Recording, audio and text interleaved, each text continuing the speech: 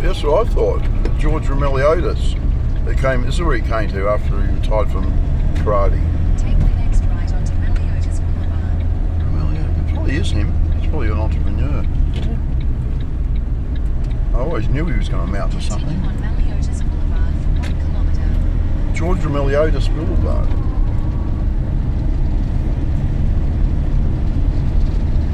Who'd have thought he'd have bloody owned his own town by now?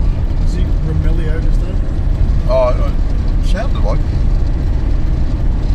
Yeah, always thought. I always thought he had executive potential. In 600 metres, turn left onto Right Road. So you can see why it was slightly underwhelmed. Yeah. But you hadn't been to Faye's Underground House at that point.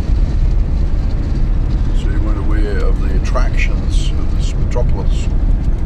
Take the second left onto The big miner! Jesus, we've got to go to that. Look at that, the fucking big miner in the opal, the big opal. Hang on, I think I was destroyed then.